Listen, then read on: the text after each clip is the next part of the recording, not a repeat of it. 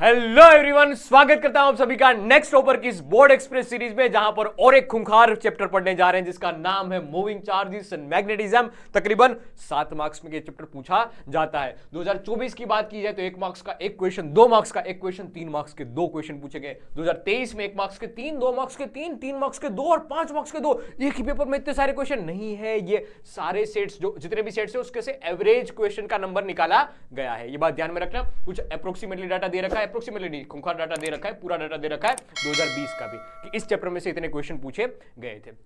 देख, एक्चुअल में समझा जाए तो ये इलेक्ट्रोस्टैटिक से कुछ मिलती जुलती बातें होगी। वहां पर जो हम इलेक्ट्रिक फील्ड की बात करते हैं, यहां पर हम वो मैग्नेटिक फील्ड की बात करते हैं। अब वहां पर कूलम्ब्स लॉ हुआ करता था, यहां पर बायो-सावर्ट्स लॉ होगा। वहां पर गॉस लॉ हुआ करता था, यहां पर एम्पियर सर्किटल लॉ होगा। तो कुछ कुछ बातें वैसी ही है, लेकिन काम की बात है। और यहां से क्वेश्चन, हाँ मतलब सेम, ऐसा नहीं है कि वहां पर कुछ सिंबल आ रहे हैं वो इसको रिप्लेस कर दो हो जाएगा अपना काम, नहीं, कुछ अलग बात भी होगी इसमें साथ साथ। तो मैग्नेटिक फील्ड के बारे में समझेंगे, उसके लिए 2 लॉज हम पहले समझेंगे, एक बायो-सावर्ट लॉ, एक एम्पियर सर्किटल लॉ। इसका दूसरा अध्याय यानी motion of charge particle in magnetic field, in electric field, और दोनों कंबाइन में हो तब क्या होगा। तो एक फोर्स की बात भी हम करेंगे, एक लोरेंट्ज फोर्स, मैग्नेटिक फोर्स की भी बात की जाएगी। तो force on a moving charge. उसके बाद एक छोटा सा तो नहीं है लेकिन बड़ा सा पार्ट है मूविंग कॉइल गैल्वेनोमीटर, उसमें मैग्नेटिक फील्ड भी है, मैग्नेटिक मोमेंट भी हम छोटी छोटी पढ़ेंगे। क्या होती है मैग्नेटिक मोमेंट?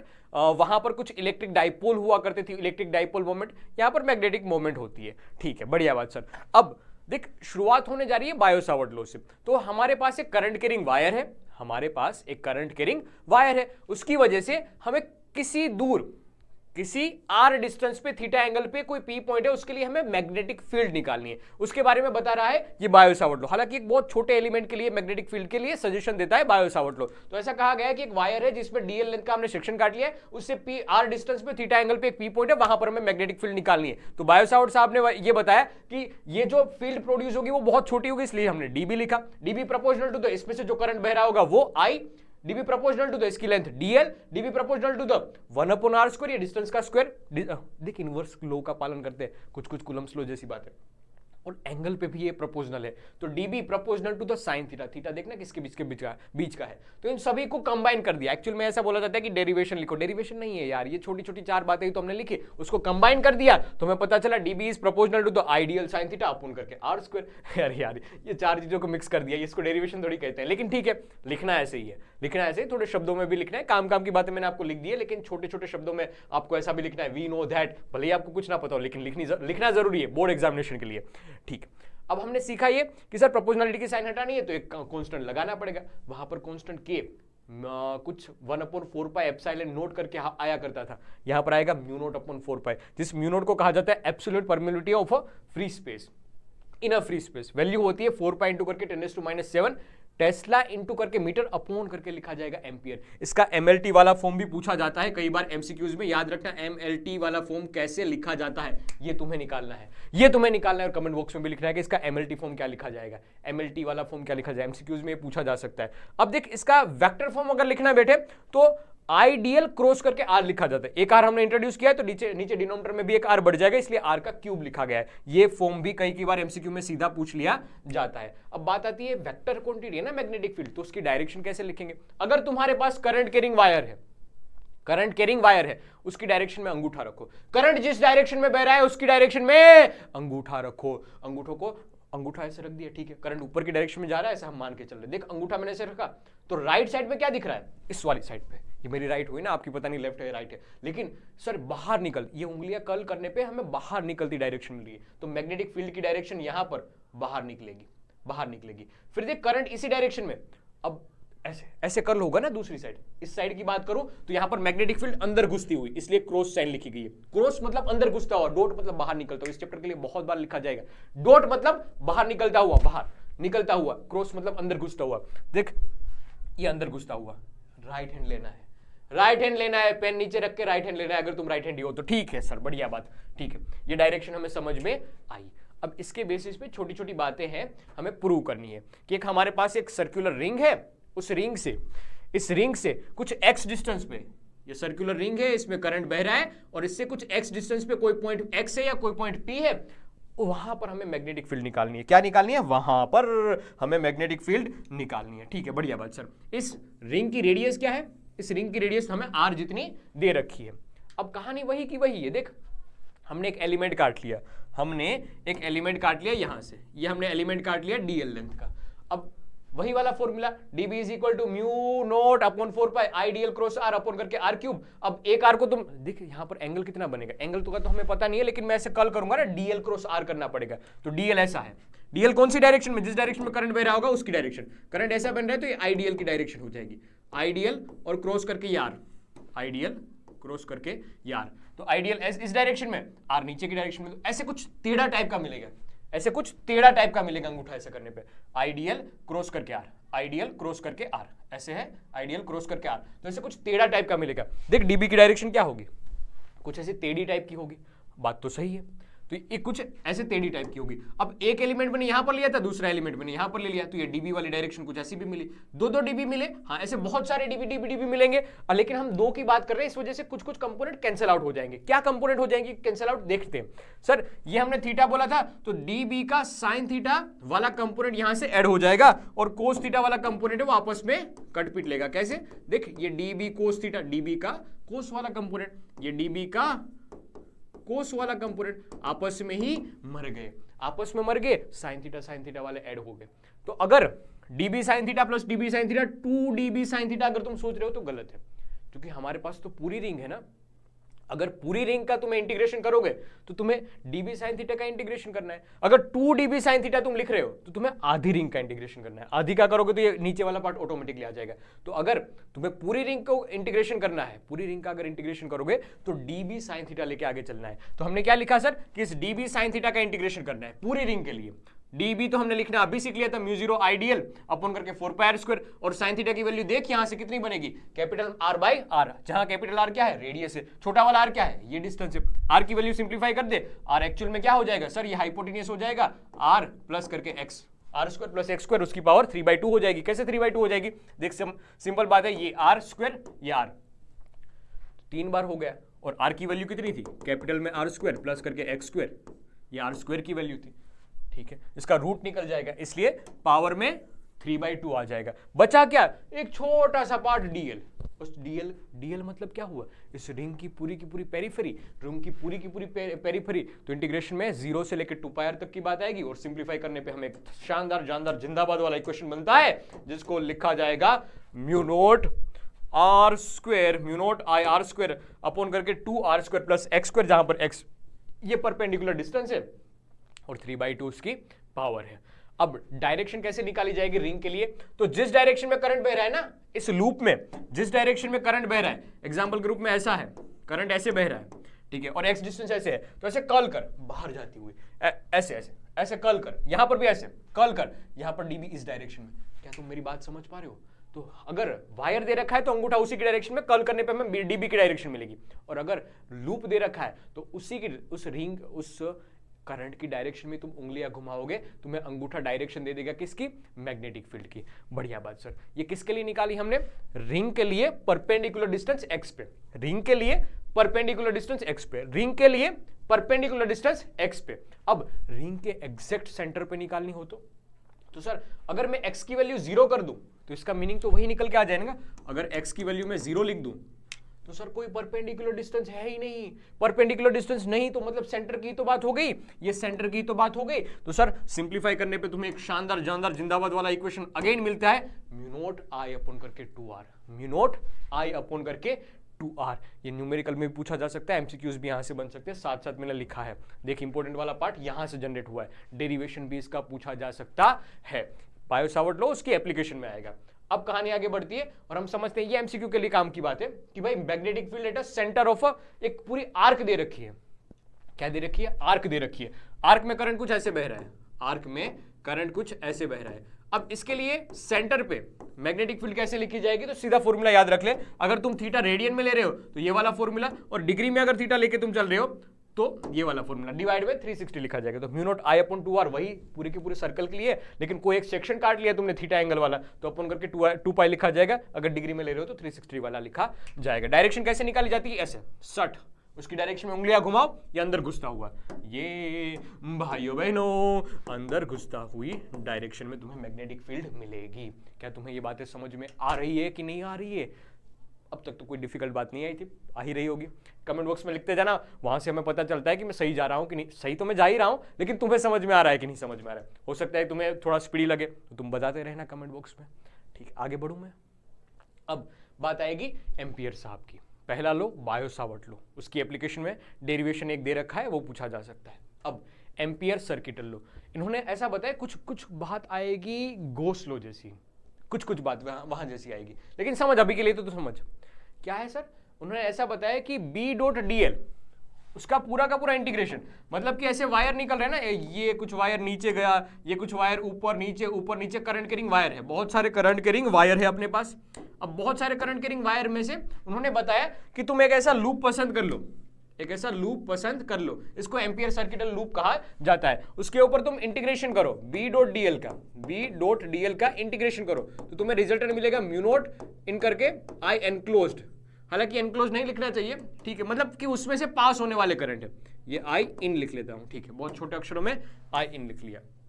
यहां पर ऐसा बताया गया कि इसमें जो मैग्नेटिक फील्ड होगी ना, वो होगी किसकी वजह से? Magnetic field due to all the current carrying wires inside और आउटसाइड, जितने भी करंट्स है ना, उन सभी की वजह से मैग्नेटिक फील्ड अंदर कितनी होगी वो बताया गया है। अंदर कितनी मैग्नेटिक फील्ड होगी वो बताया गया है, अंदर और बाहर दोनों वाले की वजह से नेट इफेक्ट कितनी होगी वो बताया गया है। और जो आई एनक्लोज लिखा गया है ना, आई इन लिखा गया है, वो कौन कौन से हैं सर? जो अंदर रखे गए हैं वही।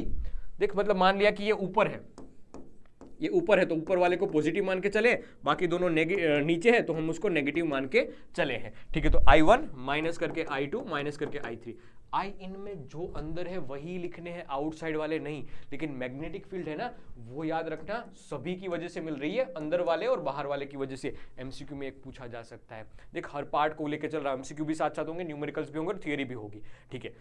आगे बढ़ सकता हो क्या? बस यही एम्पियर सर्किटल लॉ है, इसको अच्छे से एक बार लिख ले, म्यू नॉट टाइम्स होता है, वही वाली बात लिखी गई। एक बार पढ़ देता हूं। Ampere law states that the line integral of the magnetic field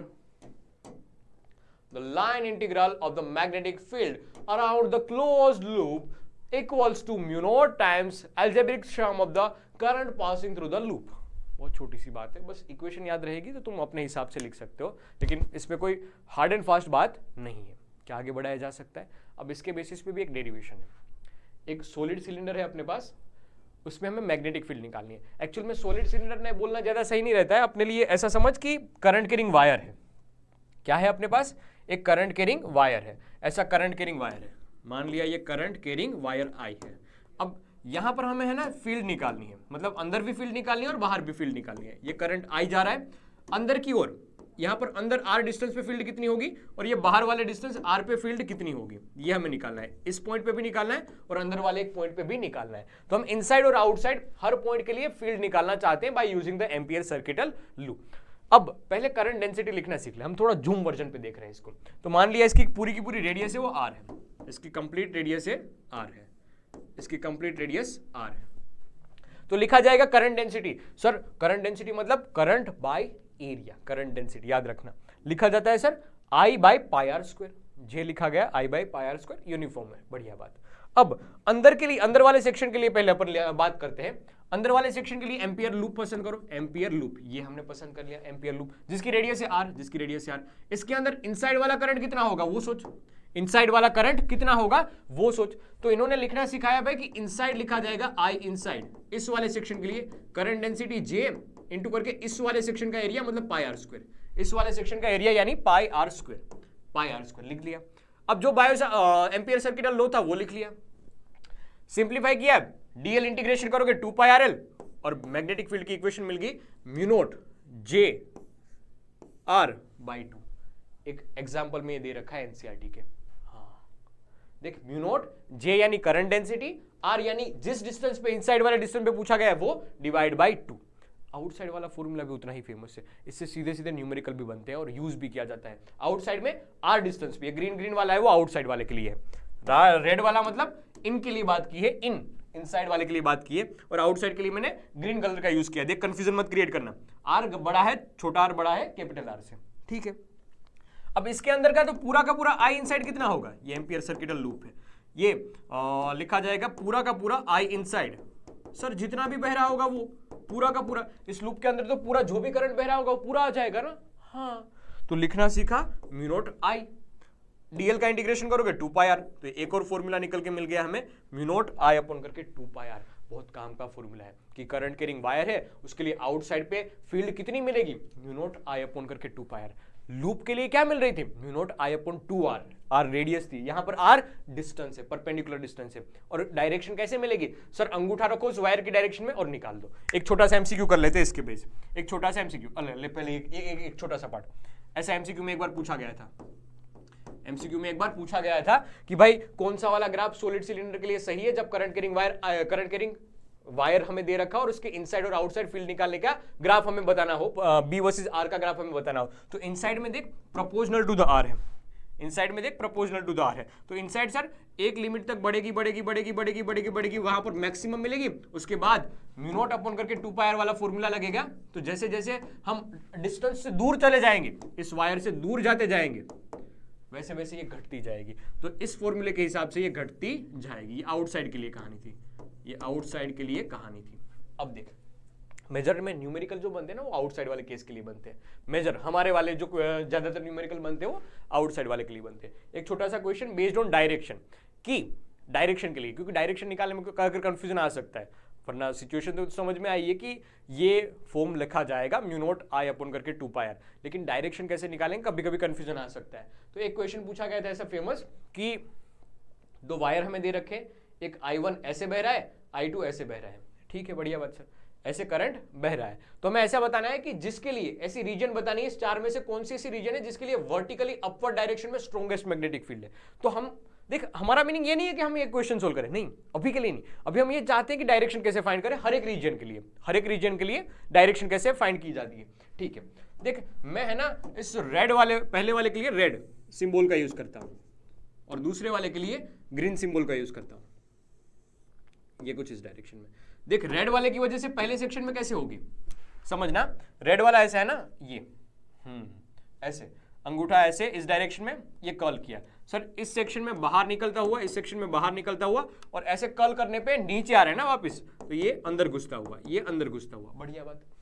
अब ग्रीन वाले सेक्शन के लिए बात करते हैं, ग्रीन वाले सेक्शन के लिए बात करते हैं। ये ग्रीन की डायरेक्शन में अंगूठा रखा, हाँ सर ऐसे कर्ल किया, ऐसे कर्ल करने पे हमें पता चल रहा है कि इस दोनों पार्ट पे अंदर घुसता हुआ, ये अंदर घुसता हुआ और इस सेक्शन से बाहर निकलता हुआ, ये बाहर निकलता हुआ, मतलब डॉट हुआ ना, हाँ डॉट हुआ, ये आया डॉट, ये आया डॉट, ठीक है। तो क्रॉस क्रॉस वाला होगा वो ऐड होगा, डॉट डॉट वाला होगा वो ऐड होगा, और सर सेम सेम वाले नहीं अपोजिट वाले होंगे वो आपस में कट पिटने की कोशिश करेंगे। तो मेरे ख्याल से यहां पर मैग्नेटिक फील्ड कम होगी, यहां पर मैग्नेटिक फील्ड कम होगी, इन दोनों में ज्यादा होगी, इन दोनों में स्ट्रॉन्ग मैग्नेटिक फील्ड होगी। अब स्ट्रॉन्ग भी अपवर्ड वाले उन्होंने पूछे तो अपवर्ड वाला बी ऑप्शन हो जाएगा, बी ऑप्शन हो जाएगा। क्या तुम्हें डायरेक्शन समझ में आई है, डायरेक्शन समझ में आई है? एमसीक्यू बस डायरेक्शन के में लेके आया था कि डायरेक्शन तुम्हें लिखना समझना आ जाए। न्यूमेरिकल मैंने मुझे तुम्हें पता है कि अगर तुमने फॉर्मूला भी याद रख लिया तो न्यूमेरिकल बना लोगे, अगर आसान रहा तो न्यूमेरिकल सीधा फॉर्मूले से बना पाओगे, अगर सिचुएशन अगर तुम सही से समझ पाए तो, लेकिन डायरेक्शन मैटर करती है इसमें। आगे बढ़ सकता है क्या गोली भाई? तीसरा क्वेश्चन है सोलेनोइड के ऊपर, बहुत आईएमपी पार्ट है। सोलेनोइड पहले तो क्या होता है उसकी डेफिनेशन दे रखी है सर कि एक स्पाइरल टाइप की अरेंजमेंट होती है, होलो सिलिंड्रिकल नॉन कंडक्टिंग कोर के अंदर ये छुपाया जा रहा है sir, magnetic field vector sum of this magnetic field. अब ठीक है, हम करने क्या वाले हैं, सोलेनोइड के अंदर मैग्नेटिक फील्ड निकालने वाले हैं। तो पहले ये समझते हैं इसमें कि सोलेनोइड होता क्या है। तो पहली 3 बातें लिखी गई वो सोलेनोइड के लिए लिखी गई है कि सोलेनोइड एक्चुअल में क्या होता है। एक ऐसे loop loop loop loop loop loop loop वाली अरेंजमेंट है, इसको सोलेनोइड कहा गया है, उसमें से करंट आई हम बहाएंगे, ठीक है। उस सोलेनोइड के अंदर मैग्नेटिक फील्ड कैसे मिलेगी, ये हालांकि डायरेक्शन हमें दे रखी है ऐसे सर्ट करके, ये कुछ ऐसे, ये कुछ ऐसे ऐसे, तो डायरेक्शन हमें बता रखी है, मैग्नेटिक फील्ड लाइंस हमें दिखाई दे रही है, लेकिन उसकी वैल्यू कितनी होगी, इस इनसाइड वाले पॉइंट पे मैग्नेटिक फील्ड की वैल्यू कितनी होगी वो हमें बतानी है, मैग्नेटिक फील्ड की वैल्यू ये हमें निकालनी है, ठीक है। आउटसाइड के लिए ना, सोलेनोइड के लिए आउटसाइड में मैग्नेटिक फील्ड 0 लिखी जाती है, लेकिन वो इस सेक्शन के लिए लिखी जाती है, इस सेक्शन के लिए लिखी जाती है। वापस तुम ऊपर देखोगे तो वहां पर कुछ ना कुछ मैग्नेटिक फील्ड होती है, लेकिन हमारे सिलेबस के हिसाब से आउटसाइड में हम 0 लिखते हैं, इनसाइड में कुछ हम मैग्नेटिक फील्ड लिखते हैं, वो हम निकालना चाहते हैं। एक्चुअल में आउटसाइड के लिए वो 0 लिख देते हैं, लेकिन 0 होती नहीं है, यहां पर मिलेगी तुम्हें मैग्नेटिक फील्ड लाइंस, ठीक है, बैक टू द बेसिक, हमें इनसाइड के लिए मैग्नेटिक फील्ड निकालनी है। तो एम्पियर साहब ने ये बताया कि यहां पर एक लूप पसंद कर लो, एम्पियर साहब ने बताया कि ये लूप एक पसंद कर लो। हमने बोला हाँ, जैसा आप बोलो जी हुजूर, ये हमने एक लूप पसंद कर लिया, बढ़िया बात, ठीक है। इसको नामकरण संस्कार कर दो, इसका नामकरण संस्कार कर दो, ठीक है सर, हम इसका नामकरण संस्कार कर देंगे। छोटी एक बात ये समझ लेना कि यहाँ पर number of turns total n है, पर लेंथ l लिख दिया हमने, तो इसको लिखा जाएगा छोटा n, number of turns per length, ठीक है, बढ़िया बात, ये भी हमें समझ में आई। अब इस लूप के लिए हम मैग्नेटिक फील्ड लिखना सीखेंगे, इस लूप के लिए हम मैग्नेटिक फील्ड लिखना सीखेंगे हर एक सेक्शन के लिए। मतलब इस सेक्शन को हमने 4 हिस्सों में बांट दिया है, ये एक पार्ट, ये एक पार्ट, ये एक पार्ट, ये पार्ट, ऐसे 4 सेक्शन में हमने काट दिया और नामकरण संस्कार करने पे A B C D ऐसे किया, ये A, ये B, ये C, D। अब देखिए डॉट डॉट वाली और जो क्रॉस क्रॉस वाली लाइन है वो करंट की है, मतलब यहां से तुम देखोगे तो करंट ऐसे बाहर आ रहा है, वही है ना वायर की कहानी, इसमें से करंट बाहर होगा तो ऐसे बाहर आ रहा है और अंदर घुस रहा है, बाहर आ रहा है और अंदर घुस रहा है, ठीक है। तो वैसी ही बात कि बाहर आ रहा है और अंदर घुस रहा है, ऐसे बाहर आ रहा है और अंदर घुस रहा है, बाहर आ रहा है और अंदर घुस रहा है, बाहर आ रहा है और अंदर घुस रहा है, देखिए बाहर आ रहा था और अंदर घुस रहा था। तो मैग्नेटिक फील्ड की डायरेक्शन कैसी है, देखना लूप ही तो है, बाहर आया अंदर घुसा, बाहर आया अंदर घुसा। तो सर हमें पता ये चल रहा है कि मैग्नेटिक फील्ड की डायरेक्शन, मैग्नेटिक फील्ड की डायरेक्शन कुछ ऐसी है, यहां पर इस सेक्शन में देखा जाए तो ऐसे बाहर आया अंदर घुसा, ये करंट की डायरेक्शन है डॉट डॉट वाली, ऐसे बाहर आया अंदर घुसा, तो मैग्नेटिक फील्ड कुछ ऐसी, मैग्नेटिक फील्ड कुछ ऐसी, मैग्नेटिक फील्ड कुछ ऐसी, ठीक है। अब देख आई बी डॉट डीएल लिखते थे ना, B dot DL A B part के लिए, क्योंकि ऐसे बीच में स्टेटमेंट लिखा गया कि पहले हर एक पार्ट के लिए लिखो, इसमें से ए बी के लिए, ए बी सी के लिए, सी डी के लिए, ए डी के लिए, सब के लिए लिखो, फिर उसका वेक्टर सम कर दो। तो वही हम करने जा रहे हैं, सभी का वेक्टर सम करेंगे। तो पहले बी ए के लिए, डी सी के लिए 0 0 कर दिया, क्यों? क्योंकि यहां पर हमें पता चल रहा है कि सर बी और डीएल दोनों परपेंडिकुलर है, इस वाले सेक्शन के लिए सीधा सीधा 0 कर दिया। क्या है? क्यों? क्योंकि बी डॉट डीएल होता है, B DL cos theta cos 90, तो वैल्यू हो जाएगी 0। इस वजह से पहले इस दोनों को 0 कर दिया गया। फिर हमें पता चला कि सर एडी वाले पार्ट के लिए, ये एडी वाले पार्ट के लिए बी इसी डायरेक्शन में, करंट भी उसी डायरेक्शन में, करंट भी उसी डायरेक्शन, मतलब डीएल भी उसी डायरेक्शन में, हाँ डीएल भी उसी डायरेक्शन में, तो लिख दिया सीधा B DL is equal to B L, B L इसकी लेंथ एल है, इसकी लेंथ एल है। फिर सीबी वाले पार्ट के लिए आउटसाइड पे मैंने बताया था, वैसे आउटसाइड पे हम 0 मानते हैं, लेकिन एक्चुअल में हमने छोटा लूप लिया है बाहर की ओर। बहुत बार तुम देखोगे तो वहां पर कुछ होती है मैग्नेटिक फील्ड, लेकिन हमारे हिसाब से, हमारे सिलेबस के हिसाब से हम आउटसाइड में 0 लिखेंगे, इसलिए ये सीबी वाला पार्ट भी 0 हुआ। ठीक है, अब बचा कौन भाई? एबीसीडी में पूरा का पूरा बचा एक ही, बचा एक ही, तो लिख दो सीधा सीधा B L is equal to करके mu naught N I, mu naught I. अब आई इनसाइड कितना लिखा जाएगा सर? नंबर ऑफ टर्न्स कितने हैं? नंबर ऑफ टर्न्स है n, तो n आई लिख दो। एक लूप में, एक पूरे लूप में i जितना है, कितने नंबर ऑफ लूप्स है? n है, n टर्न्स है, तो n इंटू आई लिख दिया, तो म्यू नॉट एन आई, और यहां पर बचा bl, l को नीचे जाने दो तो mu naught n by L I, और हमने पहले ही बोल दिया capital N by L is equal to छोटा n लिखा जाएगा। यहां से सीधे सीधे क्वेश्चन बनते हैं, यहां से सीधे सीधे न्यूमेरिकल बनते हैं, और डेरिवेशन भी ये पूछा जा सकता है। ध्यान रखना मेरा लाल बाल गोपाल, गलती करके मत आना, बहुत शिद्दत से ये बात पढ़ाई गई है, बहुत शिद्दत से ये बात पढ़ाई गई है। एक बार आराम से लिख लेना, समझ लेना, इसमें कोई भी आपत्ति लगे कमेंट बॉक्स में लिख देना, और अगर समझ में आ गया तो साथ साथ कमेंट बॉक्स में तुम्हें ये भी लिखना है हकुना मटाटा। क्या लिखना है? हकुना मटाटा, हकुना मटाटा। लो आगे बढ़ते हैं और समझते हैं मोशन के बारे में, फोर्स के बारे में, कि अगर कोई चार्ज पार्टिकल है वो मोशन कर रहा है तो उसके ऊपर कितना मैग्नेटिक फोर्स लगेगा। तो मैग्नेटिक फोर्स की सीधी वैल्यू याद रखनी है तुम्हें, क्या कि सर सीधा फॉर्म कि क्यू वी बी। पहले तो याद रखना है मैग्नेटिक फोर्स तब भी लगेगा जब कोई मोशन पार्टिकल होगा, पार्टिकल चार्ज पार्टिकल हो मोशन में होगा तभी लगेगा। रेस्ट के ऊपर मैग्नेटिक फोर्स नहीं लगाता है, इलेक्ट्रिक फील्ड लगाता था, ये नहीं लगाता है। अगर तू चार्ज है और तू अगर वेलोसिटी के साथ भाग रहा है तो कोई फोर्स ये लगाएगा। तो Q V cross B, V cross B से हमें डायरेक्शन मिल जाएगी। अगर पॉजिटिव चार्ज है तो वी क्रॉस बी करना है, अगर नेगेटिव चार्ज है तो वी क्रॉस बी करके डायरेक्शन को चेंज कर देना है। बढ़िया सर। अगर हम मैग्नीट्यूड की सिर्फ और सिर्फ बात करें तो V cross B, V B sine theta, तो हमने लिख लिया वी बी साइन थीटा, जहां पर थीटा क्या है? वी और बी के बीच का एंगल है। ठीक है, मैग्नेटिक फील्ड में रखा है, चार्ज पार्टिकल वी वेलोसिटी से भाग रहा है। अब देखिए इसमें हम है ना केस समझने जा रहे हैं कि अगर थीटा इतना हुआ तो क्या होगा, थीटा इतना हुआ तो क्या होगा। तो अगर थीटा 0 हुआ तो V Q V B sine 0, sine 0 की वैल्यू 0, मैग्नेटिक फोर्स 0। केस 2 की बात की जाए, theta is equal to 180 degree, magnetic force again 0, sine 180 0 होता है इस वजह से। अगर थीटा 90 डिग्री हुआ, सर QVB sin 90 की वैल्यू 1, QVB मैक्सिमम फोर्स मिल रहा है इस केस में। ठीक है, बढ़िया बात। 3 केस हुए, अब चौथा केस भी लेते हैं। अब अपन चौथा केस भी लेते हैं, लेकिन इस तीसरे केस में थोड़ा सा और मॉडिफिकेशन करते हैं। देखना, इस तीसरे केस में थोड़ा और डिटेल में पढ़ते हैं, इस तीसरे केस को थोड़ा और डिटेल में पढ़ते हैं। ये काम की बात तीसरा केस थोड़ा और डिटेल में पढ़ते हैं। क्या कहता है केस कि अगर चार्ज पार्टिकल है वो ऐसे भागने की कोशिश कर रहा था और मैग्नेटिक फील्ड है वो अंदर घुसती हुई, देख इसके ऊपर जो फोर्स लगेगा V क्रॉस B से, डायरेक्शन निकाल रहा हूं, V क्रॉस B से, V इस डायरेक्शन में, देख V इस डायरेक्शन में, राइट हैंड रूल यार, V इस डायरेक्शन में, B अंदर की डायरेक्शन में, B अंदर की डायरेक्शन में, ये अंदर की डायरेक्शन में, V से B की ओर मैंने कर्ल किया हाथ को, V cross B, V B अंदर की ओर, तो B कर्ल किया मैंने B की ओर, अंगूठा डायरेक्शन देगा किसकी, मैग्नेटिक फोर्स की। तो हमें पता ये चला कि इसके ऊपर जो फोर्स लगेगा वो ऊपर की ओर लगेगा। अब थोड़ा सा ये और आगे बढ़ा, इस डायरेक्शन में V है, अब देखना इसकी डायरेक्शन क्या है, V की। थोड़ी देर बाद हमें पता चला इस V की डायरेक्शन कुछ ऐसी हो गई, V की डायरेक्शन कुछ ऐसी हो गई, ये V की डायरेक्शन।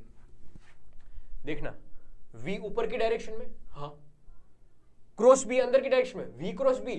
अरे भाई हमें ये पता चल रहा है कि FM इस डायरेक्शन में लगेगा, मैग्नेटिक फोर्स इस डायरेक्शन में लगेगा। अब हर केस में तुम देखोगे तो ये मैग्नेटिक फोर्स है ना, उसको सर्कल में घुमाना चाहता है। मैग्नेटिक फोर्स है वो मैग्नेटिक, उसकी वेलोसिटी पे इंपैक्ट नहीं क्रिएट कर रहा है, वो क्या चाहता है, वो चाहता है कि इसकी वेलोसिटी में चेंज ना करूं, उसकी वेलोसिटी की डायरेक्शन में चेंज करूं। तो ये उसको यूनिफॉर्म सर्कुलर मोशन में घुमा देगा, यूनिफॉर्म सर्कुलर मोशन में घुमा देगा। तीसरा टाइप हमें, तीसरा केस बहुत काम का।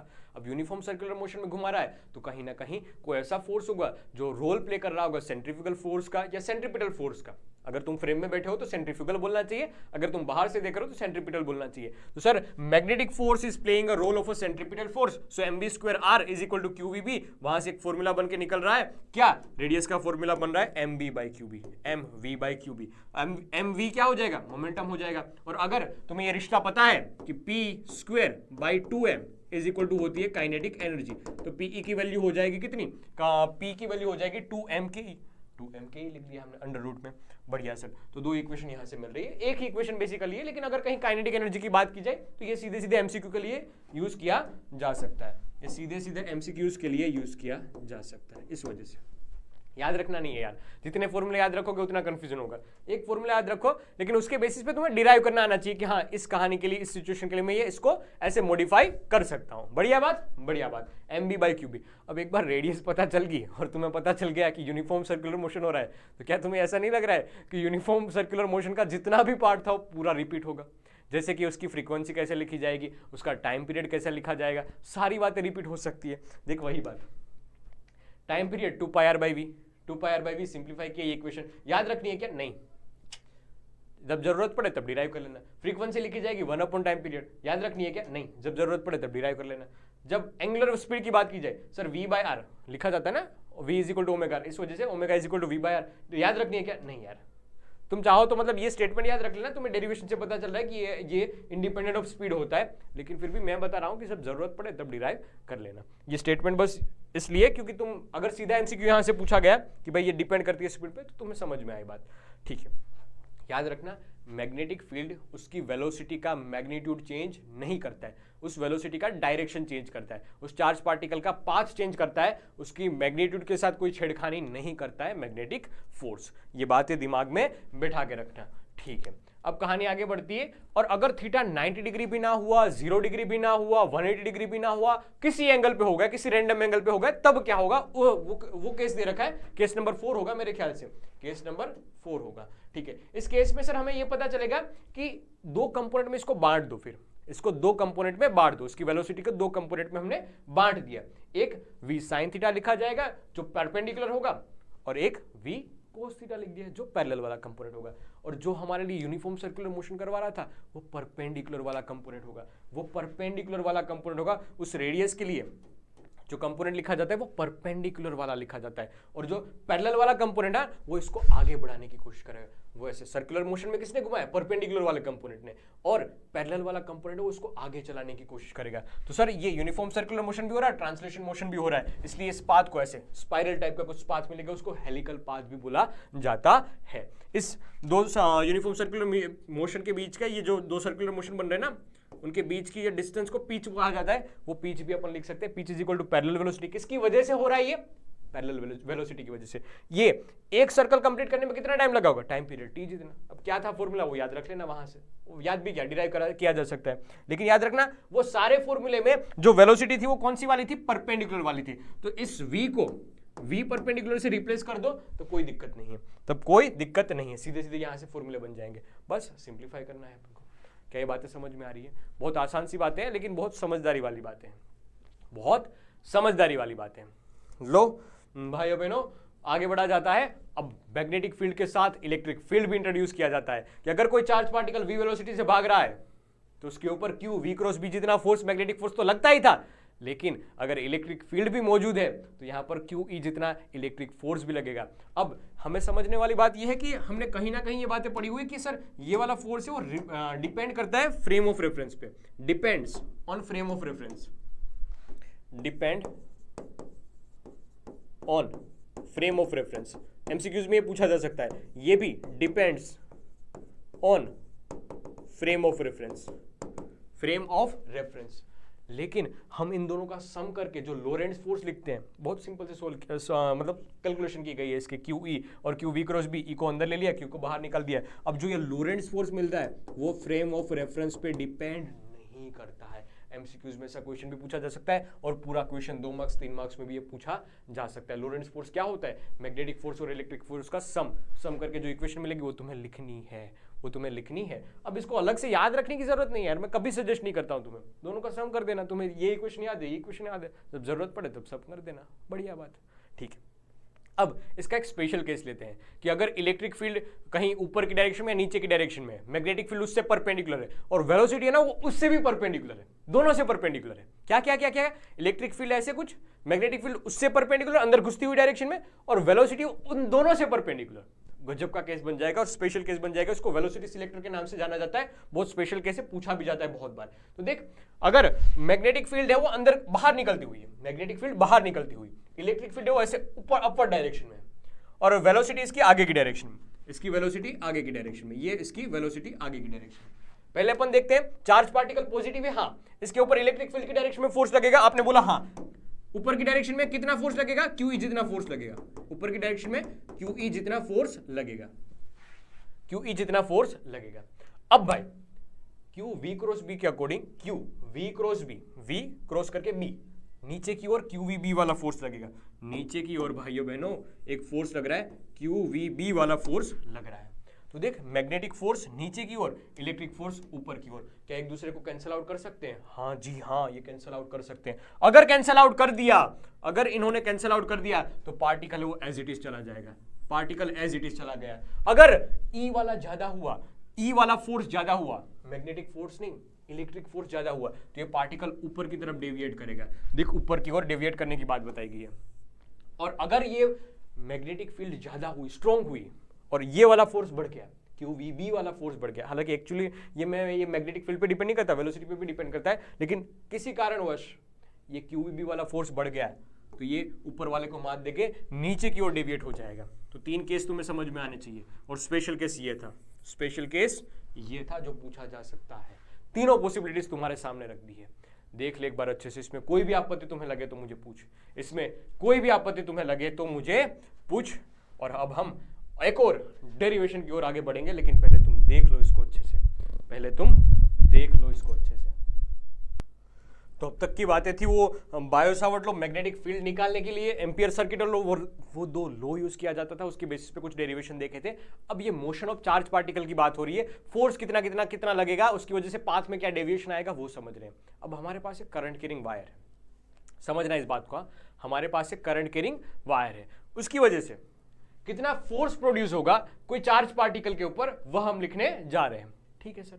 अब देख, फोर्स होना 1 इलेक्ट्रॉन, एक इलेक्ट्रॉन होता तो उसके ऊपर फोर्स हमने लिखना सीखा था कि dF is equal to E VD cross B, VD drift velocity ना। इस कंडक्टर के अंदर तुम देखोगे, इसको जूम करके देखो तो यहाँ पर बहुत सारे फ्री इलेक्ट्रॉन होंगे, बहुत सारे फ्री इलेक्ट्रॉन होंगे, तो ई वीडी क्रॉस बी लिखा।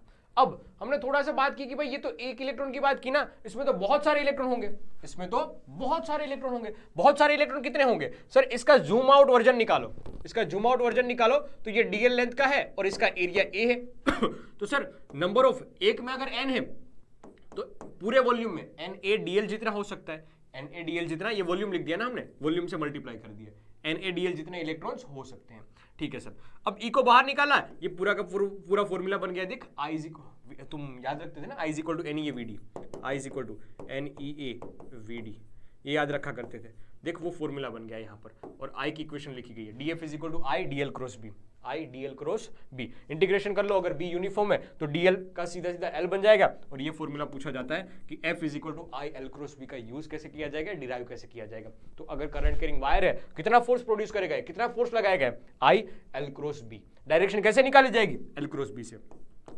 एल की डायरेक्शन में उंगलियां रखो, बी की डायरेक्शन में कर्ल करो, यही है मेथड। ए क्रॉस बी करने का मेथड क्या होता है, ए क्रॉस बी करने का मेथड क्या कहता है कि ए की डायरेक्शन में उंगलियां रखो, बी की डायरेक्शन में कर्ल करो, जो अंगूठा होगा डायरेक्शन देगा रिजल्टेंट की। तो आई की डायरेक्शन में उंगलियां रखो, बी की डायरेक्शन में से कर्ल करो, मैग्नेटिक फील्ड की डायरेक्शन में से कर्ल करो, तब तुम्हें पता चलेगा कि फोर्स की डायरेक्शन क्या होगी। ये क्वेश्चन डेरिवेशन पूछा जा सकता है 3 मार्क्स में, इसलिए साथ साथ लिखा गया है। याद रखना मेरे भाई, साथ साथ तुम्हें लिखना होगा, साथ साथ नहीं लिख पाओगे तो सेशन के बाद तुम्हें लिखना होगा, लेकिन तभी तुम्हें ये चीजें याद रहेगी। हल्का फुल्का रिवाइज करने की इसको जरूरत है, सीधा याद नहीं रहेगा। क्यों करवाया गया था डेरिवेशन, समझना इस बात को, क्योंकि अभी हमें जरूरत पड़ेगी किसकी, एक बहुत फेमस डेरिवेशन में 2 करंट कैरिंग वायर होगा, तो एक करंट कैरिंग वायर की वजह से दूसरे के ऊपर कितना फोर्स लगेगा, ये क्वेश्चन बहुत पूछा जाता है। देखना, समझना इस बात को, हाँ, कि सर हमें बता रखा है कि force between 2 parallel wires, 2 parallel wires, ये रहे 2 पैरेलल वायर, दोनों के बीच में मतलब कितना फोर्स लगेगा। देखना, हम है ना पहले दो वाले की वजह से पहले वाले के ऊपर कितना फोर्स लगेगा वो निकालना चाहते हैं, 2 वाले की वजह से पहले वाले के ऊपर कितना फोर्स लगेगा वो निकालना चाहते हैं। ठीक है, देख आई की डायरेक्शन में उंगलियां रखी हमने, आई की डायरेक्शन में हमने अंगूठा रखा, ऐसे कर्ल किया, ऐसे कर्ल किया, हमें पता चला कि इस सेक्शन के लिए मैग्नेटिक फील्ड होगी वो ऐसे बाहर निकलती हुई, ऐसे बाहर निकलती हुई, किसकी वजह से, ड्यू टू टू, दूसरी वाले की वजह से ऐसे बाहर निकलती हुई। ठीक है, बढ़िया बात सर, दूसरी वाले की वजह से ऐसे बाहर निकलती हुई। अब देखना फोर्स की डायरेक्शन कैसे है हमें नहीं पता, अभी हम समझेंगे। सर ऐसा लिखा जाता है, ये लिख दिया पहले ही लिख दिया, ठीक है। अब फोर्स ऐसे लिखा जाता है कि F force on a 1 due to 2, wire 1 on a due to 2, I DL cross करके भी, आइडियल क्रॉस करके भी, इसमें आई लिखा जाता है खुद का लिखा जाता है, इसलिए I1 इंटू करके I1 DL क्रॉस करके B लिखा। B की वैल्यू कितनी थी, ये I mu naught I2 upon करके 2 पाई डी, अपॉन करके 2 पाई डी। देख क्या मैं कॉमन आउट निकाल सकता हूं दोनों को, सर ऐसा कुछ फॉर्मूला बन जाएगा, म्यू नॉट अपॉन करके 2 पाई डी, या जाएगा I1, या जाएगा I2, या जाएगा DL बाहर, तो DF12। डायरेक्शन कैसे निकालेंगे, डायरेक्शन थी सर ये डीएल क्रॉस बी, डीएल ऊपर की डायरेक्शन में, एफ ऐसे बाहर की डायरेक्शन में, DL cross B, I DL D की डायरेक्शन ली जाती है, वायर किस डायरेक्शन में फ्लो कर रहा है, वायर में करंट किस डायरेक्शन में फ्लो कर रहा है उसकी डायरेक्शन से लेते हैं। तो आइडियल क्रॉस करके बी, बी बाहर निकलता हुआ ना ऐसे एफ, हाँ ठीक है, बढ़िया बात सर। तो देख अगर मैं लिखना चाहूं इसको तो D F by D L, D F by करके डी एल लिखा जाएगा mu naught I1 I2 upon करके 2 पाई डी। ये फॉर्मूला याद रखना, अगर 2 वायर दे रखे और दोनों सेम डायरेक्शन में है, दोनों सेम डायरेक्शन में, तो दोनों के ऊपर अट्रैक्टिव फोर्स लगेगा। कितना फोर्स लगेगा, पर लेंथ फोर्स लगेगा mu naught I1 I2 upon करके 2 पाई डी।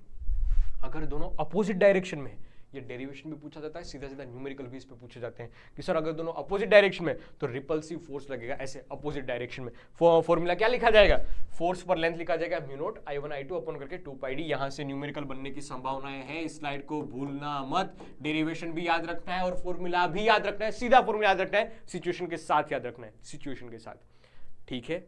आगे बढ़ाया जा सकता है। लो गोली भाई, हमने कहानी आगे बढ़ाई, अब एक नई कहानी की ओर, मैग्नेटिक मोमेंट कैसे लिखी जा सकती है करंट कैरिंग लूप के लिए। किसके लिए, लूप के लिए।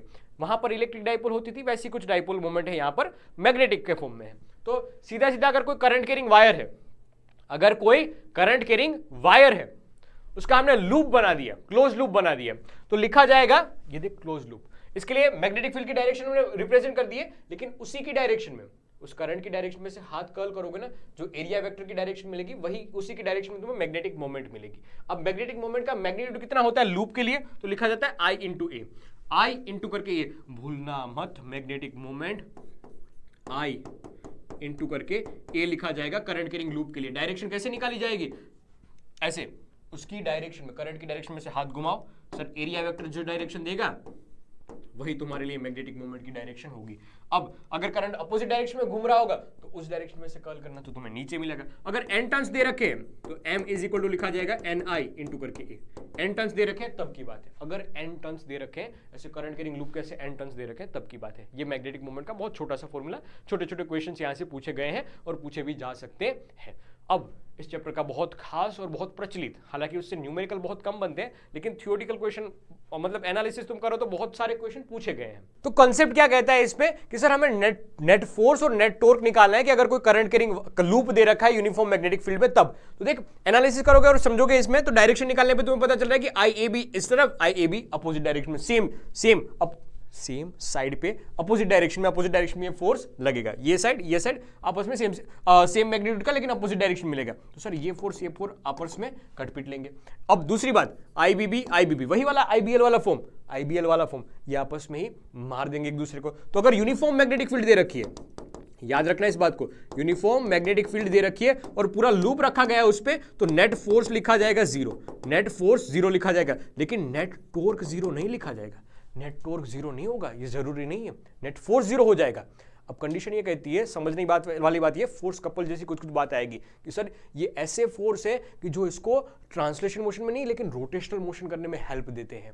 तो ये रोटेट करेगा, इसको घुमाने की कोशिश करेगा। तो हमें ये समझ में आ रही है। देख इसका अगर मैं एक अच्छा वाला वर्जन दिखाऊं और सामने से मतलब यहाँ कहीं साइड से तुम देखो इसको तो डायग्राम कुछ ऐसा देखेगा। ये बी मैग्नेटिक फील्ड है ऊपर की ओर ऐसे बाहर निकलती हो ना, तो हम देख रहे हैं कि ऊपर की ओर है, ये ऊपर की ओर है, ठीक है। अब लूप की एक साइड को हम देखेंगे, एक साइड को हम कंसीडर करेंगे, लूप की एक साइड को हम कंसीडर करेंगे तो हमें कुछ ऐसा डायग्राम मिलेंगे। अब इसके लिए टॉर्क तुमने लिखने जाओगे, torque is equal to actually में होता तो ये है ना RF sin थीटा, F की वैल्यू IAB और R की वैल्यू, हालांकि तुम उसका उल्टा भी कर सकते हो, B वाले डायग्राम से भी कर सकते हो, तब तुम्हें A/2 लिखना पड़ेगा। इस वाले केस में तुम्हें B/2 लिखना पड़ेगा, ये B/2 ये B/2, सम कर दो, दोनों के टॉर्क ऐड होंगे। ये देख ऐसे घुमाना चाहता है, ये देख ऐसे घुमाना चाहता है, दोनों क्लॉकवाइज घुमाना तो चाहते हैं। अगर तुमने लूप को थोड़ा सा ऐसे रोटेट कर दिया थीटा एंगल पे तब जाके ये टॉर्क लगेगा। तुमने लूप को ऐसे थोड़ा सा एंगल टिल्ट कर दिया तब जाके टॉर्क लगेगा, और ये घुमाना चाहता है इसको। अब देखिए घुमाना चाहता है तो पता चलेगा सर IABB B/2 दो बार हो जाएगा तो पूरा B बन जाएगा, और IAB क्या बन जाएगा, एरिया बन जाएगा। I into A magnetic moment M, यही तो सीखा था, इसीलिए तो मैग्नेटिक मोमेंट पहले पढ़ा दी लूप के लिए। अगर नंबर ऑफ टर्न्स N दे रखे तो N इंटू I लिखा जाएगा, N इंटू I लिखा जाएगा, बाकी बात तो सेम है। तो सर टॉर्क की वैल्यू आई M क्रॉस B, वहां पर भी आती थी इलेक्ट्रिक फील्ड में, इलेक्ट्रिक फील्ड वाले कंसेप्ट में, इलेक्ट्रोस्टैटिक वाले चैप्टर में ऐसा लिखा करते थे कि टॉर्क इलेक्ट्रोस्टैटिक वाले में P क्रॉस C, वहां पर मैग्नेटिक फील्ड लिखा करते थे E के फॉर्म में और डाइपोल मोमेंट लिखा करते थे P के फॉर्म में। यहां पर आ रही है M क्रॉस B। यहां से सर क्वेश्चंस बनाए जा सकते हैं कि स्टेबल इक्विलिब्रियम क्या कब होगा, अनस्टेबल इक्विलिब्रियम का कहां पर होगा, वगैरह वगैरह जैसी बात है, लेकिन वो अच्छे से मैग्नेटिज्म एंड मैटर में भी पढ़ते हैं, क्योंकि वहां पर पोटेंशियल एनर्जी से ये बातें डिफाइन की जाती है। टॉर्क से बेसिस नहीं कर सकते हो कि स्टेबल या अनस्टेबल वाली बात है, पोटेंशियल एनर्जी से बहुत अच्छी तरीके से समझाई जा सकती है। अब कहानी आगे बढ़ती है मूविंग कॉइल कैलकुलेटर, जो चैप्टर का बहुत थियोरेटिकल पार्ट है, और यहाँ से एनालिसिस कर रहे हो। मैंने बताई थी वैसी बात कि भाई पूछे जा रहे हैं क्वेश्चन, बहुत धड़ाधड़ क्वेश्चन पूछे जा सकते हैं, 3 मार्क्स में भी पूछ सकते हैं और 5 मार्क्स का एक बड़ा क्वेश्चन भी बनाया जा सकता है। तो पहले अरेंजमेंट समझना, पहले इसकी अरेंजमेंट समझना। क्या क्या बात बता रखी है कि सर ये एक बहुत सेंसिटिव डिवाइस होता है कि जो करंट को मेजर करने की कोशिश करता है, ठीक है। बहुत बड़ा करंट जाएगा तो ये फट जाएगा गैल्वेनोमीटर। प्रिंसिपल इसका क्या कहता है, ये किस बेसिस पे काम करता है, तो समझने वाली बात ये है कि sir coil placed in uniform magnetic field, अगर कोई कोइल को तुम यूनिफॉर्म मैग्नेटिक फील्ड में रख दो तो सर ये एक टॉर्क एक्सपीरियंस करेगा। जो टॉर्क किस पे डिपेंड करेगा, वो टॉर्क डिपेंड करेगा कि तुम इस कोइल में से कितना करंट बहाओगे। ये कोइल रखी ऐसे सर्कुलर फॉर्म में, एक सॉलिड सिलेंडर लिया, उसमें से रोट करके, सॉलिड सिलेंडर भी सॉफ्ट आयरन का बना हुआ तो अच्छी खासी फील्ड मिलेगी, अच्छी खासी मतलब फील्ड मिलेगी। तो सर ऐसे सर करके हमने कोइल रख दी। अब कोइल में से हमने करंट पास करवाया तो हमें पता चला कि सर इसमें कुछ डिफ्लेक्शन आ रहा है, टॉर्जनल वायर से जो कनेक्ट किया है ना उसमें ऐसे कुछ डिफ्लेक्शन आ रहा है, ये ऐसे टर्न करने की कोशिश कर रहा है। और क्योंकि हमने अरेंजमेंट में ऐसा कर दिया कि इलेक्ट्रिक फील्ड भी लगाए और मैग्नेटिक फील्ड भी लगाए। इलेक्ट्रिक फील्ड जैसे करंट पास करोगे कुछ ना कुछ इलेक्ट्रिक फील्ड की बात आएगी, और सर मैग्नेटिक फील्ड भी तो लगा दी तगड़ी वाली, तगड़ी वाली मैग्नेटिक फील्ड तो लगा दी। खास बात यही होगी कि मैग्नेटिक फील्ड की वजह से उस करंट कैरिंग वायर के ऊपर एक फोर्स लग रहा है, जो फोर्स की वजह से, वो भी फोर्स कौन सा वाला, घुमाव वाला, उसकी वजह से यहां पर टॉर्क प्रोड्यूस हो रहा है। और ये भी ऐसे सर्कुलर फॉर्म में रखे गए कि यूनिफॉर्म मैग्नेटिक फील्ड बनाए। तो वही वाला पुराना क्वेश्चन नहीं हो गया, यूनिफॉर्म मैग्नेटिक फील्ड है और एक लूप रखा गया है। यूनिफॉर्म कैसे हुई, इसको रेडियल शेप दिया गया है, इस वजह से हर साइड से तुम देखोगे तो magnetic field same same same है। और उसके अंदर लूप रख दिया, लूप भी बहुत सारे टर्न्स वाला, और अच्छी खासी रिटेंटिवली, मतलब अच्छी खासी ताकत मिले इसके लिए सॉफ्ट आयरन अंदर भर दिया। ठीक है, बढ़िया बात है सर। और उसको टॉर्सनल वायर से बांध दिया। टॉर्सनल वायर क्या होता है पढ़ाया था, लेकिन वायर अभी के लिए समझ, अभी के लिए तो वायर समझ। तो हुआ ये सर कि जो इसमें इफेक्ट आएगी ना, जो डिफ्लेक्शन आएगा, वो प्रोपोर्शनल होता है किससे, जो तुमने करंट बहाया है उसके, क्योंकि यहां पर टॉर्क अच्छा खासा डिपेंड करेगा उस करंट पे। ठीक है, ये छोटी छोटी बातें, ये प्रिंसिपल हुआ। अब इसके अरेंजमेंट समझते हैं कि इसमें क्या क्या चीजें दे रखी है। देख छोटी छोटी बातें मैं पढ़ के चल रहा हूं आगे, मैं पढ़ता चलता हूं, ये तुम्हें एक बार लिखना पड़ेगा, थियोरेटिकल बातें याद तभी रहेगी। ठीक है, उसको पॉइंट आउट करना पड़ेगा। Coil is wrapped on a cylindrical soft iron core which enables the field remains radially in all the position of the coil। इसलिए रेडियल रखी गई है, बात बताई गई है। मैंने हालांकि बता दी थी हिंदी में ही, अब उन्होंने इंग्लिश में लिख के दिया है, थोड़ी अच्छी लैंग्वेज में लिख के दिया है। The field remains parallel to the plane of a coil at all the position। इसकी वजह से खास बात होगी कि थीटा है ना, वो 90 डिग्री बन जाएगा। जो हमने टॉर्क की इक्वेशन लिखी थी, अभी जो टॉर्क की इक्वेशन बनाई थी, वो क्या बनाई थी सर, m क्रॉस बी, तो एम बी साइन थीटा हो जाएगा ना, यहां ही लिखी थी ना। हाँ, तो टॉर्क की इक्वेशन क्या बन जाएगी, m क्रॉस बी, तो एम बी साइन थीटा। तो यहां पर हर केस के लिए sir M B sine theta, तो एम बी ही बन जाएगी। और हमें पता है कि सर मैग्नेटिक मोमेंट इस केस के लिए लिखी जा सकती है एन आई ए, और बी को हमने एज इट इज रख दिया, तो हमें पता ये चल रहा है sir M cross B, N I A B, जहां पर एन क्या है, number of turns in coil, A क्या है, area of a coil, theta क्या है, एंगल बिटवीन देम, पूरी बात लिखी गई है। देखिए इसमें ना स्प्रिंग लगाई जाती है बीच में, क्यों लगाई जाती है पता है, ये स्केल भी लगाई जाती है, क्योंकि जैसे ये डिफ्लेक्शन आएगा ना, ये दिखाएगा कि कितने करंट की वजह से कितना डिफ्लेक्शन आया है। अब कहानी ये है सर कि ये एक बार डिफ्लेक्शन आ गया ना, ये वापस नहीं आ रहा था, डिफ्लेक्शन तो आ गया, ये वापस नहीं आ रहा था कैलकुलेटर में। ऐसे करंट बहा मैग्नेटिक फील्ड की वजह से डिफ्लेक्शन आ गया, लेकिन ये वापस नहीं आ पा रहा था। तो हमने एक स्प्रिंग की अरेंजमेंट यहां पर सेट की है। ये स्प्रिंग के अरेंजमेंट के लिए बात बताई गई कि सर एक indicator attach with the coil angle gets deflected to coil rotates, ये इंडिकेटर लगाया गया है। उसके बाद तो coil will rotating as long as current exist through it and indicator do not come back. Current बाहर आता है तब ठीक है, अब भाई वो वापस ही नहीं आ रहा उधर जगह से, वापस भी तो लाना है, इसलिए हमने एक क्या लगा दी कि सर इसलिए एक स्प्रिंग लगा दी गई है। स्प्रिंग इंट्रोड्यूस किया है कि जिसकी वजह से एक रीस्टोरिंग टॉर्क प्रोड्यूस होगा, जिसकी वजह से वो कोशिश करेगी अब वापस आने की। स्प्रिंग लगा दी, स्प्रिंग में कुछ ऐसे डिफ्लेक्शन आया इस रोटेशन की वजह से, इस डिफ्लेक्शन की वजह से, तो ऐसे वापस आने की कोशिश करेगी, जिसकी वजह से जो टॉर्क लिखा जाता है वो लिखा जाता है C इंटू करके 5। ये जो रीस्टोरिंग टॉर्क है वो प्रोपोर्शनल होता है किससे, डिफ्लेक्शन से।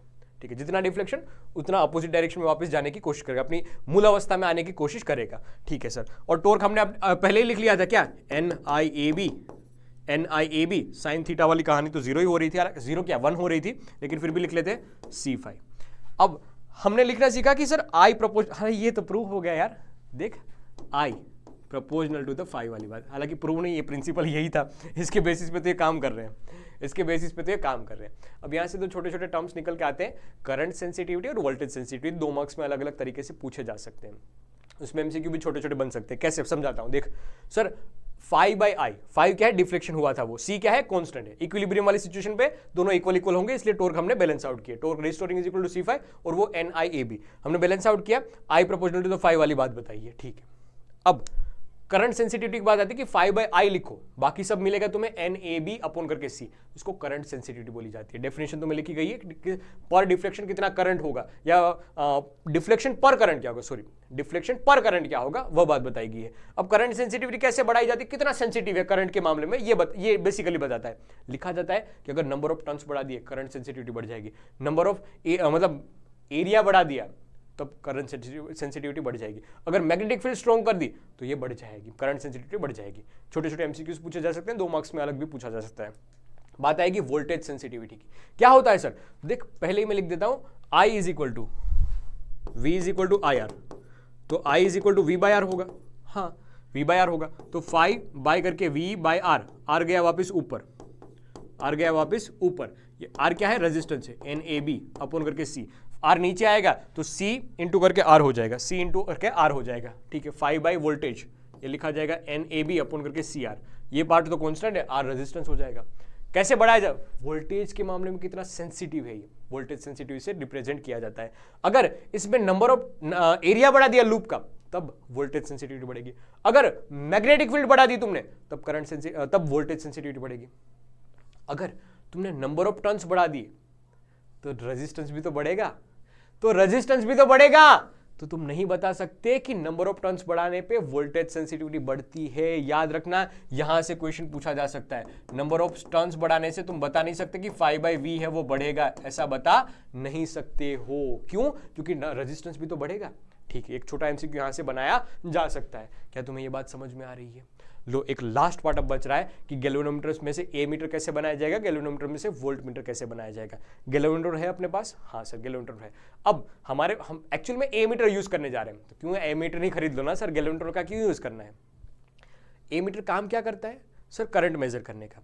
हमारे पास एक रेजिस्टेंस है जिसमें से कितना करंट बह रहा है, उसके साथ सीरीज में अगर ए मीटर हमने रख दिया तो उस ए मीटर में जो डिफ्लेक्शन आएगा उसकी वजह से हमें करंट पता चल जाएगा। लेकिन हमारे पास ए मीटर नहीं है, हम क्या है, जुगाड़ू बंदे गैल्वेनोमीटर से ए मीटर बनाने की कोशिश करेंगे। ठीक है, कोई दिक्कत नहीं। तो हमने चाहा ये जो रेजिस्टेंस था वो यहां पर रखा, करंट जो बह रहा है, अब ए मीटर की कुछ अरेंजमेंट, सीधा तुमने गैल्वेनोमीटर लगा दिया ना तो फट जाएगा गैल्वेनोमीटर, फट जाएगा। ठीक है, क्योंकि ये ज्यादा सेंसिटिव होता है, इतना सारा करंट सह नहीं पाएगा, तो कट जाएगा, फट जाएगा। तो इसकी वजह से इसके साथ पैरेलल में बहुत छोटे अमाउंट का स्मॉल रेजिस्टेंस लगाया जाता है, जिसको शंट रेजिस्टेंस बोला जाता है। अब छोटा होने की वजह से बहुत सारा करंट है वो यहां से जाएगा, बहुत सारा करंट है वो यहां से बहेगा, और बहुत छोटा सा करंट होगा वो यहां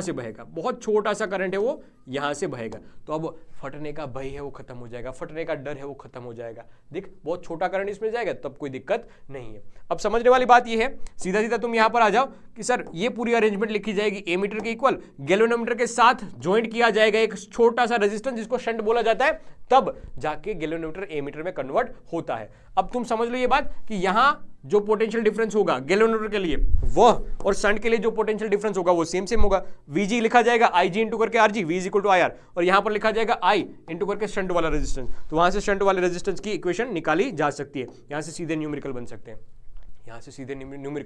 सकते हैं। अब गैल्वेनोमीटर से वोल्ट मीटर में कन्वर्ट करने की बात आएगी। तो वोल्ट मीटर क्या काम करता है सर, वोल्टेज मेजर करने का। वोल्टेज, अगर इस रेजिस्टेंस का मुझे वोल्टेज मेजर करना है तो मैं इसके साथ पैरेलल में एक वोल्ट मीटर अटैच करूंगा।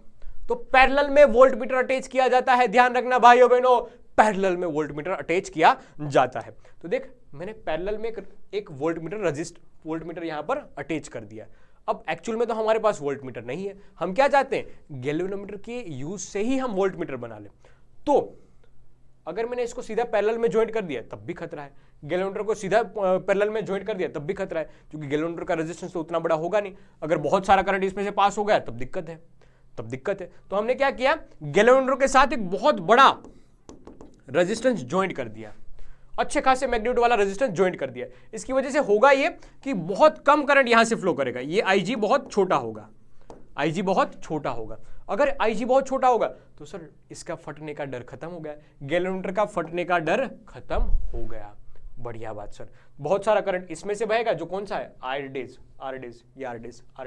ठीक है, इस अरेंजमेंट को बोला जाएगा पूरा का पूरा वोल्ट मीटर, जो यहां पर लिखा गया ये पूरा का पूरा वोल्ट मीटर। गैल्वेनोमीटर को वोल्ट मीटर में कन्वर्ट करने के लिए सीरीज में एक बड़ा रेजिस्टेंस अटैच किया जाता है। पहले वाले में क्या था, गैल्वेनोमीटर को ए मीटर में कन्वर्ट करने के लिए पैरेलल में एक बहुत छोटा सा रेजिस्टेंस ज्वाइंट किया जाता है, यहां पर बड़ा वाला और सीरीज में। अब वैल्यू कैसे निकाली जाएगी, तो बहुत सीधी सी बात है, V is equal to IG R plus RG, R ये बड़ा वाला R प्लस करके RG लिखी जाएगी। ठीक है, अब सिंप्लीफाई कर ले, V बाई IG लिख ले, RG को इस तरफ भेज दे, R बिग वाले का आंसर आ गया। यही है पूरे का पूरा चैप्टर, पूरा का पूरा। इसमें से शायद मैंने कुछ नहीं काटा है, सब कुछ पढ़ाया है, फिर भी तुम्हें कुछ ऐसा लगाओ कोई कि ये टॉपिक था लेकिन पढ़ाया नहीं गया है, आप कमेंट बॉक्स में बेझिझक लिख सकते हो, कोशिश करूंगा उसको भी कवर करवाने की। अब इसके बेसिस पे कैसे कैसे न्यूमेरिकल पूछे जा सकते हैं, तो एक लूप के लिए फिर 2-3 लूप एक बार मिक्स कर दिए, फिर कुछ फॉर्मूला बेस्ड वाली। देखिए एक बात बताता हूं, मैं न्यूमेरिकल पहले तो सोल्व करके लाया हूं, मैं चाहता ये हूं कि एक बार खुद से आप कोशिश करो, क्योंकि मैंने हाथ से सॉल्यूशन लिखे हैं तो 100% तुम्हें समझ में आएंगे क्या क्या बात बता रहे हैं वो। कोशिश ये करना कि पहले खुद से क्वेश्चन सोल्व कर, फिर इसी सॉल्यूशन से देखना कि आंसर मैच कर रहा है कि नहीं कर रहा है, मैंने हाथ से लिखे हैं इसलिए 100% बोल रहा हूं कि तुम्हें समझ में आएंगे, सीधा सीधा कहीं से चिपकाए नहीं है, ठीक है। अब न्यूमेरिकल सोल्व करने के लिए एक टेक्निक ये होती है, क्योंकि आधी जनता यही करती है फिजिक्स में न्यूमेरिकल सोल्व करने के लिए कि सीधा फॉर्मूला लगाया बिठा दिया यहां पर। ऐसे नहीं करना यार, यहां पर physics it's not about the formulas, it's about the situation, कि तुम्हें क्या कंडीशन, क्या सिचुएशन दे रखी है, उस सिचुएशन के हिसाब से तुम याद करो, समझो कि ये कौन से कंसेप्ट से रिलेटेबल है, उस कंसेप्ट में जो भी कोई फॉर्मूला है वो इस कंडीशन में बैठ रहे हैं या नहीं बैठ रहे हैं, क्या ये सूटेबल है कि नहीं, उसके बाद तुम फॉर्मूला अप्लाई करो। तुम सीधा फॉर्मूला, तुम्हें कुछ 3 चीजें दिख गई, उसके बेसिस पे तुम्हें जो फॉर्मूला दिखा वो अप्लाई कर दिया, तुम्हारे दिमाग में उस टाइम पे जो फॉर्मूला है सब अप्लाई कर दिया, ऐसा नहीं है। इट्स अबाउट द सिचुएशन, तुम्हें पहले समझना है कि इसका, पहले कोशिश ये करो कि जो भी क्वेश्चन दे रखा है उसके बेसिस पे कोई डायग्राम ड्रॉ किया जा सकता है, जो डेटा दे रखा है वो पहले गिवन डेटा में लिखो, डायग्राम ड्रॉ किया जा सकता है तो पहले डायग्राम ड्रॉ करो, फिर कंसेप्ट को याद करो कि ऐसा कोई कंसेप्ट मैंने पढ़ा है कि नहीं पढ़ा है। तो मैं कुछ 13-14 क्वेश्चन लेके आया हूं, आप कोशिश करना है इसकी सोल्व करने की, और सॉल्यूशन मैंने साथ साथ ही लिखे हैं, हाथ से लिखे हैं, तो कंफ्यूजन नहीं होगा। लेकिन फिर भी अगर कोई कंफ्यूजन हो रहा है तो कमेंट बॉक्स में साफ साफ लिखना। देखिए पीपीटी नहीं, पीडीएफ फॉर्म में तुम्हें मिलेगी, लेकिन ये करनी है तुम्हें, ये आपको करनी है। सिर्फ थियरी पढ़ के काम नहीं चलेगा, लेकिन ऐसा भी नहीं होगा कि सिर्फ न्यूमेरिकल करके काम चलेगा। न्यूमेरिकल तुम करते हो तो फॉर्मूला रट के कर लेते हो, थ्योरी पढ़नी भी जरूरी होती है, थ्योरी समझनी भी जरूरी होती है, वहीं से कंसेप्ट तुम्हारा बिल्ड होगा और उसी के बाद ही तुम न्यूमेरिकल अप्लाई कर सकते हो। तो मैंने इस सेशन में पूरी थियरी भी ली है, बीच बीच में 1-2 क्वेश्चंस भी करवाए। बाकी सारे क्वेश्चन जो पूछे जाने की संभावनाएं कहती है कि ये मोस्ट प्रोबेबल वाले क्वेश्चन है, वो मैंने यहाँ पीपीटी में पीडीएफ में ही लगा के दिए हैं, उसका सॉल्यूशन भी साथ साथ लिखा है। तो कोई भी ऐसा क्वेश्चन नहीं होगा जो, देखिए कुछ वही वाली कंडीशन को याद दिला रहे हैं जो पढ़ी गई है, तो ये ऐसे कोई भी क्वेश्चन नहीं होंगे जो तुम्हें परेशान कर सकते हैं, और परेशान कर रहे हैं तो इसका मतलब ये समझना कि अच्छा क्वेश्चन है। जो भी हो कमेंट बॉक्स में लिखना, सही लगा तब भी लिखना, और अगर कोई क्वेश्चन तुम्हें कंफ्यूजन क्रिएट कर रहा है तो वो भी लिखना। इसी के साथ सेशन का करते हैं खत्म। इसी के साथ सेशन का करते हैं और इस मूविंग चार्जेस एंड मैग्नेटिज्म का भी करते हैं स्वाहा। और आपको कमेंट में लिखना है अगर तुम ये चैप्टर कंप्लीट कर दिया है तो, चैप्टर कंप्लीट करने के बाद तुम्हें लिखना है कि हाँ मैंने पूरा देख लिया, अब मैं इसकी पीपीटी पीडीएफ के क्वेश्चंस करने जा रहा हूं, तब तुम्हें कमेंट करके जाना है कि स्वाहा।